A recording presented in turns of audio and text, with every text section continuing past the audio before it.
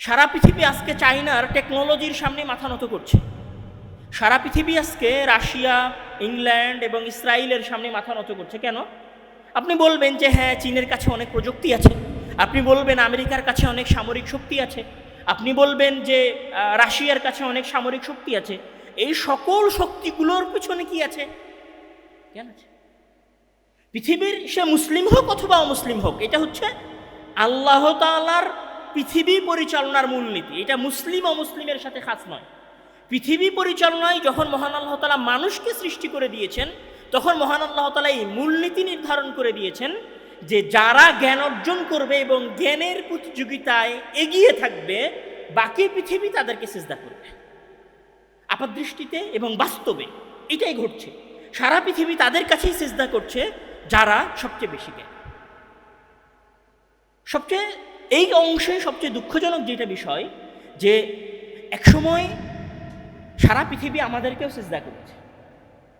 যখন আমাদের রাজধানী মদিনায় ছিল, অথবা যখন আমাদের রাজধানী বর্তমান সিরিয়ার দেমাস্কে ছিল, অথবা যখন আমাদের রাজধানী বর্তমান ইরাকের বাগদাদে ছিল, অথবা যখন আমাদের রাজধানী বর্তমান স্পেন এবং আগের যুগের আন্দালুসের কর্ডোবা এবং গ্রানাডায় ছিল, তখন সারা পৃথিবী আমাদের কাছে সিজদা করেছে। সেই সিজদাটা কেন ছিল? সেই সময়ের জ্ঞানের কারণে ছিল। আপনি যদি মুসলমানদের ইতিহাস ঘাটেন, তাহলে আমার ইতিহাস নিয়ে একটু নাড়াচাড়া করেন, একটু জ্ঞান অর্জন করার চেষ্টা করেন, আসলে আমাদের সামনে তো মুসলমানদের যুদ্ধ বিগ্রহের কথা বেশি বলা হয়, যে মুসলমানেরা যুদ্ধাংদেহী জাতি, এবং বিশেষ করে 9/11-এর পরে মুসলমানদের এখানে সবচেয়ে বড় পরিচয় হয়ে দাঁড়িয়েছে যে তারা হচ্ছে সন্ত্রাসী, এবং তারা সবচেয়ে অনুন্নত সমাজ এবং সবচেয়ে দরিদ্র শ্রেণী। এইটাই আমাদের সমাজে এবং পুরো বিশ্বে পরিচিত করা হয়েছে। কিন্তু আপনি যদি মুসলমানদের অতীত ইতিহাস ঘাটেন, তাহলে মুসলমানদের দেশ জয়ের লড়াইয়ের বাইরে গিয়ে আপনি যেই আলোচনাটা সবচেয়ে বেশি পাবেন মুসলমানদের ইতিহাসে, সেটা হচ্ছে মুসলমানদের জ্ঞান অর্জনের আলোচনা। মুসলমানদের জ্ঞান অর্জনের এই যাত্রাটা শুরু হয়েছিল ইসলামের শুরুতে, যখন রাসূল সাল্লাল্লাহু আলাইহি ওয়াসাল্লামের উপরে ওহী নাজিল হয়, তখন দারুল আরকামে। তারপরে এইটা রাসূল সাল্লাল্লাহু আলাইহি ওয়াসাল্লাম যখন মদিনায় গেলেন, তখন উনি মসজিদে নববী বানালেন। তখন মসজিদে নববীর একটা অংশ শুধুমাত্র জ্ঞান পিপাসু মানুষদের জন্যই ছিল, যেখানে মানুষ দ্বীনের জ্ঞান অর্জন করত। এরপরে মুসলমানদের দেশ যখন আরও বড় হলো এবং মুসলমানেরা যখন সিরিয়া গেল, তখন মুসলমানদের জ্ঞানের রাজধানী ছিল দেমাস্ক। এরপরে মুসলমানেরা যখন ইরাকে গেল, তখন মুসলমানদের জ্ঞানের রাজধানী ছিল বাগদাদ। এবং আপনারা জানেন, এখানে আমাদের যে সমস্ত ভাইয়েরা পড়াশোনা করে অথবা যারা একটু চোখ কান খোলা রাখে, তারা জানে যে পৃথিবীর ইতিহাসের সবচেয়ে বড় গবেষণাগারগুলোর একটা গবেষণাগার ছিল ইরাকের বাগদাদে, যেটা বাদশাহ হারুনুর রশিদ প্রতিষ্ঠা করেছিলেন, যেটা ইতিহাসে হাউস অব উইজডম নামে পরিচিত। এরপরে গ্রানাডা, স্পেন। আমরা হয়তো এখন স্পেনকে মেসি সম্ভবত স্পেনেরই খেলোয়াড়, আর্জেন্টিনার খেলোয়াড়, কিন্তু আপনারা স্পেনকে চেনেন খেলাধুলার কারণে। কিন্তু স্পেন একসময় পুরো পৃথিবীতে পরিচিত ছিল, পুরো পৃথিবীর মানুষদের কাছে পরিচিত ছিল জ্ঞানের কারণে। তো আমি এই অংশে যেটা বলতে চাচ্ছি, সেটা হচ্ছে যে আসলে আমাদের যেটা বাস্তব ইতিহাস ছিল, আপনি যদি মুসলমানদের খুব নিকটের ভারত উপমহাদেশে মুসলমানদের যে ইতিহাস আছে, আপনি যদি সেই ইতিহাসও ঘাটেন, তাহলে দেখবেন যে আমাদের চাঁপাই নবাবগঞ্জের অঞ্চলে প্রায় আজ থেকে 500-600 বছর আগে দরাসবাড়ি নামে একটা বিশ্ববিদ্যালয় ছিল। আপনি যদি আমাদের সোনারগাঁয়ে যান, তাহলে এখানেও বিশ্ববিদ্যালয় ছিল। আমাদের যে সমস্ত বাদশাগণ ভারত উপমহাদেশ শাসন করেছেন, তাদের কাছেও জ্ঞানের মূল্য ছিল। যারা বর্তমান যেটা আফগানিস্তানের অঞ্চল, যেখান থেকে মাহমুদ গজনী ভারতে আক্রমণ করেছেন, আপনি যদি গজনী সাম্রাজ্যের ইতিহাস নিয়ে পড়াশোনা করেন, তাহলে দেখবেন এখানেও মুসলমানদের জ্ঞান চর্চার ইতিহাস আছে। আপনি যদি মামলুক, আপনারা অনেকে কুতুবউদ্দিন বাইবার্সের নাম শুনেছেন, বাইবার্সের নামের সাথে আপনারা পরিচিত, আপনারা যদি তাদের সালতানাত নিয়েও পড়াশোনা করেন, তাহলে দেখবেন যে তাদের সালতানাতেও জ্ঞান চর্চার ইতিহাস আছে। সকল মুসলিম সাম্রাজ্যে জ্ঞান চর্চার ইতিহাস আছে। মুসলমানদের ইতিহাসের সবচেয়ে বড় অংশটা হচ্ছে জ্ঞান চর্চার ইতিহাস। কিন্তু দুঃখজনক হলেও, কালের পরিক্রমায় হোক অথবা আমাদের অবহেলার কারণে হোক, মুসলমানদের জ্ঞান চর্চার ইতিহাসগুলো আমাদের সামনে খুব বেশি একটা আলোচনা হয় নাই। খুব বেশি একটা আমাদের সামনে উঠে নিয়ে আসার চেষ্টা করা হয়নি, বরং এই জিনিসগুলোকে বারবার বিকৃত করেই পেশ করার চেষ্টা করা হয়েছে। এই অংশে এসে আমি যেটা বলতে চাচ্ছিলাম যে পৃথিবীর সবচেয়ে, আমি যে কথাটা এর আগেও কয়েক জায়গায় বলেছি সেটা আমি আজকেও এখানে বলছি, পৃথিবীর সবচেয়ে বেশি সময়কে মূল্যায়নকারী জাতি এবং পৃথিবীর ইতিহাসের দিনের দিক থেকে এবং ধর্মের দিক থেকে জ্ঞানকে সবচেয়ে বেশি মূল্যায়নকারী ধর্ম আজকে সবচেয়ে বেশি সময়কে অবহেলা করছে এবং সবচেয়ে বেশি জ্ঞানকে অবহেলা করছে। যে সমস্ত ভাইয়েরা আর্জেন্টিনা অথবা ব্রাজিলের খেলাধুলা দেখছেন, দেখা নিয়ে সময় নষ্ট করতে, দেখার মাধ্যমে আনন্দ পাচ্ছেন, আমি তাদেরকে হালাল হারামের কথা বলতে চাই না। আমি তাদেরকে শুধু এইটা বলতে চাই যে আপনি সময় নষ্ট করছেন, আর আপনার অতীত ইতিহাসে আপনার পূর্ব উত্তরসূরিদের মাঝে সময় নষ্ট করার কোনো উপমা নাই, সময় নষ্ট করার কোনো উদাহরণ নাই। পৃথিবীতে সবচেয়ে বেশি কোনো জাতি যদি সময়কে কাজে লাগিয়ে থাকে তাহলে মুসলমানের, যাদের কাছে সময় আল্লাহ তাআলার প্রদত্ত সবচেয়ে বড় নিয়ামত। এত বড় নিয়ামত সময় ইসলামে, যে মহান আল্লাহ তাআলা বলেছেন ওয়াল আসরি ইন্নাল ইনসানা লাফি খুসরিন, যে সময় ব্যবহারের দিক থেকে মানুষ ক্ষতির মধ্যে নিমজ্জিত। মানে কেউ যদি সময়কে কাজে লাগায় তাহলে সে দুনিয়াতে হলেও সফল হবে। আমার কথাটা মনে হয় বুঝতে পারেননি। কোনো মানুষ যদি, সে মুসলিম না, সে অমুসলিম, সে ইহুদি, সে খ্রিস্টান, কিন্তু সে যদি সময়কে কাজে লাগায় তাহলে সে দুনিয়াতে সফল হবে। আর কোনো ব্যক্তি যদি সময়কে কাজে না লাগায় আর সে যদি মুসলিমও হয়, সময়কে কাজে না লাগিয়ে সে ইবাদত না করে তাহলে সে ক্ষতিগ্রস্ত হবে। তো ইসলামে লাভবান হয় এবং ক্ষতিগ্রস্তের মানদণ্ডটা হচ্ছে সময়কে কাজে লাগানোর সাথে। এবং এরপরে এই জাতি সবচেয়ে বেশি যেটা গুরুত্ব দিয়েছে সেটা হচ্ছে সময়, আর আমরা জ্ঞানে, আর আমরা সেই জ্ঞান অর্জনে সবচেয়ে বেশি অবহেলা করছি। এই যে অংশে আমি আরও একটা কথা বলতে চাই যে আসলে একটা দিন, একটা ধর্ম জ্ঞান অর্জন করাকে কত বেশি গুরুত্ব দিলে এটাকে ইবাদতের মধ্যে ফেলে দিতে পারে। আমরা ইবাদত বলতে কি বুঝি? ইবাদত মানে আল্লাহ তাআলার দাসত্ব করা। আমরা ইবাদত বলতে বুঝি সালাত আদায় করা, সিয়াম পালন করা, হজ রাখা, দান সাদকা করা। ইসলামের দৃষ্টিতে শুধু এগুলো ইবাদত না। ইসলামের দৃষ্টিতে কোনো একজন ছাত্র যদি তার টেবিলে বসে থেকে পড়ে, জ্ঞান অর্জন করে, শেখে, এটাও ইবাদত।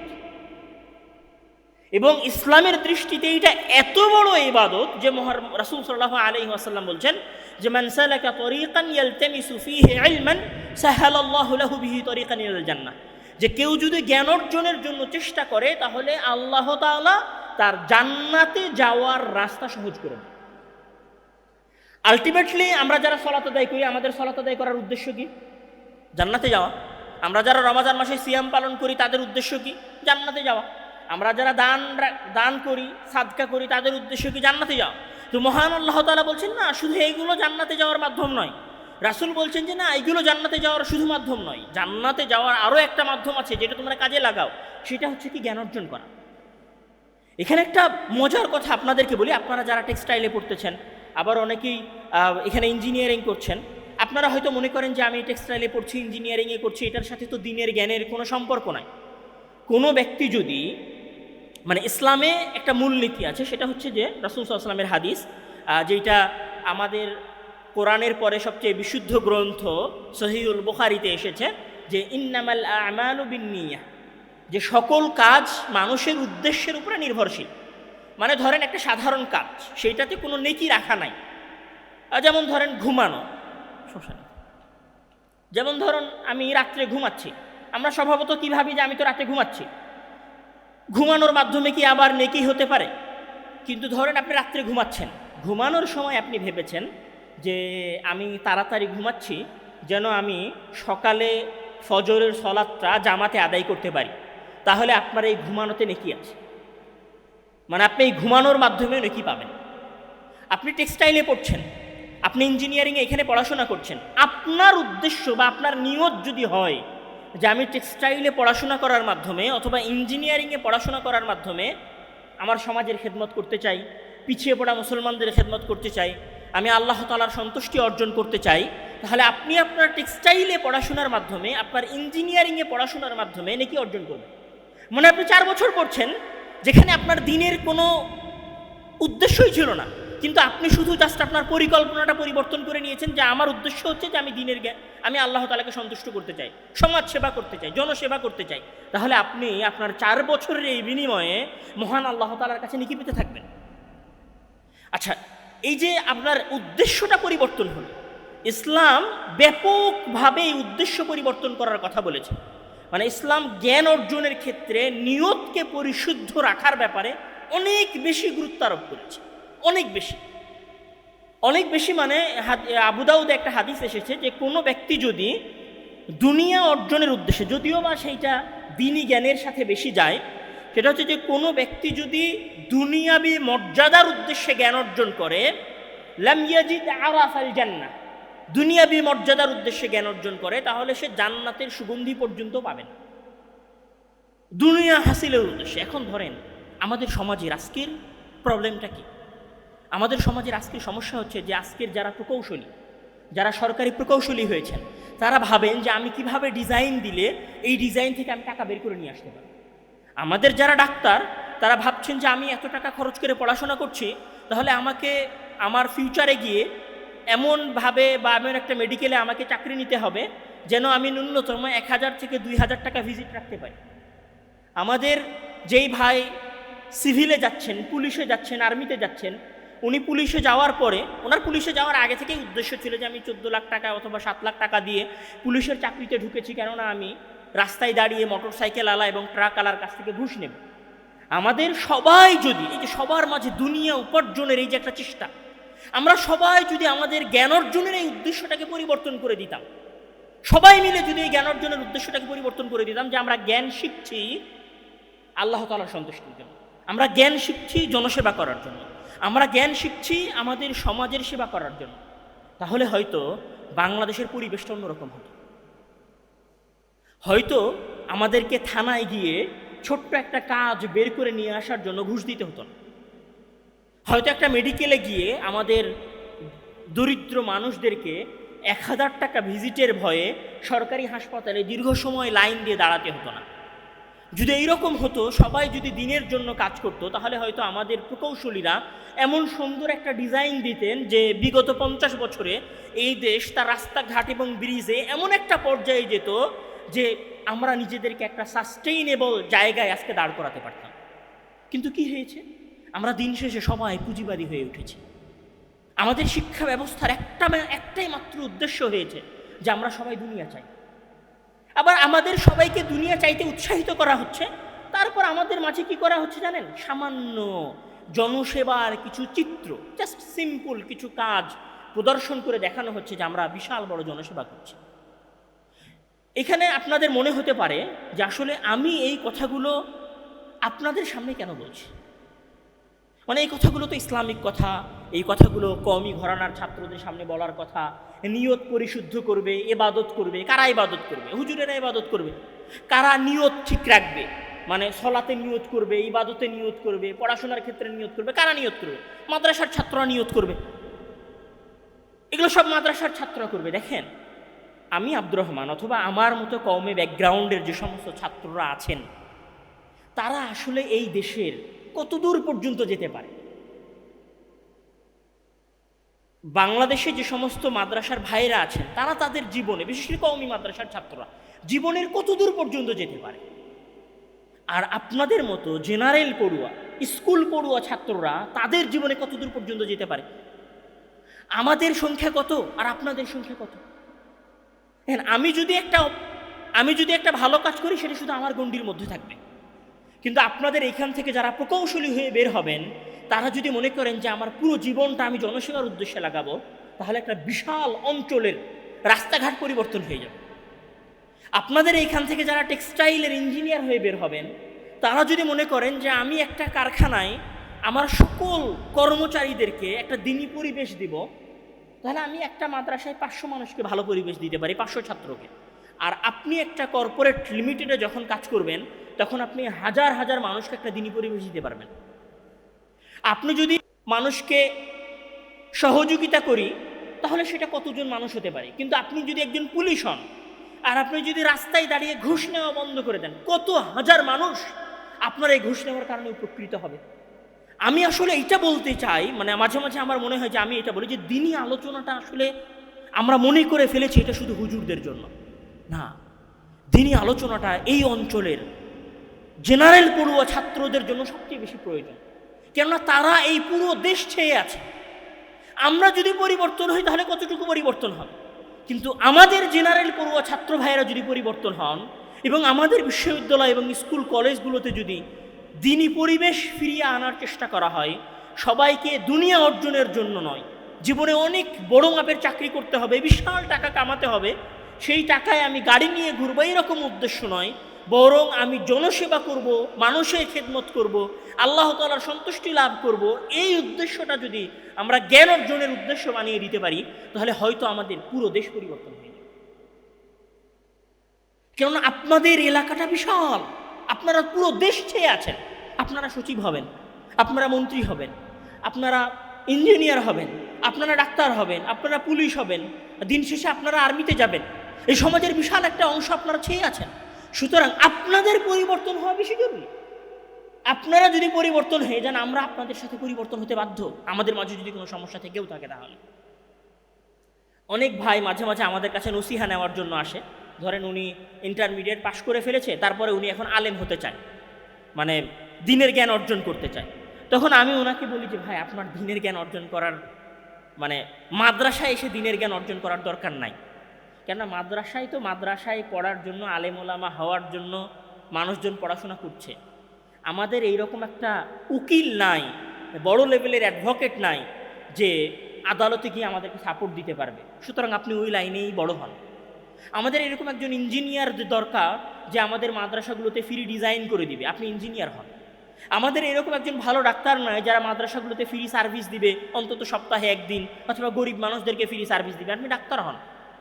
আমাদের এইরকম বড় বড় শিল্পপতি নাই যারা তাদের সম্পদের একটা বিশাল অংশ দিনের খেদমতের জন্য লাগিয়ে দিবে, আপনি শিল্পপতি হন। কেন আপনার সামনে এই সম্ভাবনার দুয়ার আছে। আমরা তো আলেম হওয়ার চেষ্টা করছি, আপনি এইখানে আসেন না, বরং আপনি যেখানে আছেন ওইখানে এত বড় হন যেন আমরা আপনার সহযোগিতা নিতে পারি। ঠিক ওই কথাটাই আজকে আমি আপনাদেরকে বলব। এবং আরও একটা কথা বলি, ইসলাম জ্ঞান অর্জনের সাথে আরও যে জিনিসটাকে সবচেয়ে বেশি জড়িত করে দিয়েছে, মানে ইসলামে জ্ঞান অর্জনটা অনেক বেশি আধ্যাত্মিক, অনেক বেশি পবিত্র বিষয়। যদিও বা এখন বাংলাদেশে জ্ঞান অর্জন করাটা অতটা পবিত্র থাকেনি। জ্ঞান অর্জন করাটা ইসলামে এত বেশি পবিত্র বিষয় যে জ্ঞান অর্জন করার আদব বা শিষ্টাচার আছে ইসলাম। এবং ইমাম বুখারী রাহিমাহুল্লাহ, আমরা জানি যে কোরআনের পরে সবচেয়ে বিশুদ্ধ গ্রন্থ হচ্ছে বুখারী। এই বুখারীর উনি একটা অধ্যায় রচনা করেছেন শিষ্টাচার নামে, মানে একজন ছাত্রের শিষ্টাচার কি হওয়া উচিত সেইটাও আলোচনা করা হয়েছে। এবং এখানে একটা চমৎকার ঘটনা আছে ইসলামের, এরকম অনেক ঘটনা আছে, তার মধ্যে আমি শুধু একটা ঘটনা বলি। ইসলামের ইতিহাসে ইসলামে যে 4টা মাযহাব আছেন, হানাফি মাযহাব, হাম্বলি মাযহাব এবং মালিকি মাযহাব এবং শাফিঈ মাযহাব। মালিকি মাযহাবের যিনি ইমাম মনে করা হয় ইমাম মালিক রাহিমাহুল্লাহ, ওনার মা যখন জ্ঞান অর্জন করার জন্য পাঠাচ্ছেন, মদিনায় ওনার বাসা, বর্তমান মদিনা, তো ওনার মা যখন ওনাকে জ্ঞান অর্জন করার জন্য পাঠাচ্ছেন, তখন ওনাকে পাঠাচ্ছেন তৎকালীন সময়ের মদিনার সবচেয়ে বড় আলেম রাবিআ রাহিমাহুল্লাহর কাছে। উনি মদিনার ওই সময়ের সবচেয়ে বড় আলেম। তো ইমাম মালিক রাহিমাহুল্লাহকে ওনার মা তার কাছে জ্ঞান অর্জন করার জন্য পাঠাচ্ছে। তো ওনার মা ওনাকে বলছেন যে ইযহাব ইলা রাবিআতা ফাতাআল্লাম মিন আদাবিহি ক্বাবলা ইলমিহি, তুমি রবিআর কাছে যাও, তার কাছে জ্ঞান অর্জন করার পূর্বে তুমি তার কাছ থেকে শিষ্টাচার শেখো, ভদ্রতা শেখো, কিভাবে জ্ঞান অর্জন করতে হয় সেটা শেখো। আপনি যদি আমাদের বিশ্ববিদ্যালয়গুলোর দিকে তাকান, আমাদের মাদ্রাসাগুলোর দিকে তাকান, আমাদের স্কুল কলেজগুলোর দিকে তাকান, তাহলে আসলে দিন শেষে আপনি এটা দেখবেন যে আমরা আধুনিক হওয়ার নামে আদব এবং শিষ্টাচারের খোলস থেকে, অথবা বলতে পারেন যে আদব এবং শিষ্টাচারের যে ব্যারিকেড আছে সেইটাকে আমরা ভেঙে বের হয়ে এসেছি আধুনিকতার নামে। দিন শেষে এখানে আমরা এমন একটা শ্রেণী তৈরি করেছি যারা আমাদের সমাজে কিশোর গ্যাং নামে পরিচিত হয়ে গেছে, যারা আমাদের সমাজের মাস্তান নামে পরিচিত হয়ে গেছে। আমাদের বিশ্ববিদ্যালয়গুলোতে এখন জ্ঞান চর্চার চাইতে একটা সময় মানুষকে খুন করা, মানুষের উপর হামলা করার চর্চা বেশি হয়েছে এবং এখনও হচ্ছে। আমাদের ইউনিভার্সিটিগুলোতে র্যাগিংয়ের প্রচলনগুলো তৈরি হয়েছে। অথচ এগুলো শিষ্টাচারের মধ্যে যায় না ইসলামের নিয়ম অনুযায়ী। এখানে আরও চমৎকার একটা কথা বলি। ইসলামের ইতিহাসের একজন অনেক বড় পণ্ডিত ছিলেন, যার নাম হচ্ছে আহমদ ইবনে হাম্বাল রাহিমাহুল্লাহ। উনি 10 লক্ষ হাদিসের হাফিজ ছিলেন, উনি বাগদাদের মানুষ ছিলেন। তো উনি যখন দার্স দিতেন তখন ওনার দার্সে 5000-এরও বেশি ছাত্র উপস্থিত হতো। 5000 ছাত্র মানে অনেক ছাত্র। এখন ওই যুগে তো আর মাইক ছিল না, তাহলে 5000 ছাত্র তো আর ওনার কথা শুনতে পেত না। সামনের হয়তো সর্বোচ্চ 100 জন ছাত্র কথা শুনতে পেত, বাকি সবাই ওনার মজলিসে কেন আসতো, ওনার দার্সে কেন আসতো? এইটা দেখার জন্য যে ইমাম আহমদ ইবনে হাম্বাল কিভাবে চলাফেরা করে, মানে তার কাছে শিষ্টাচার ভদ্রতা শেখার জন্য।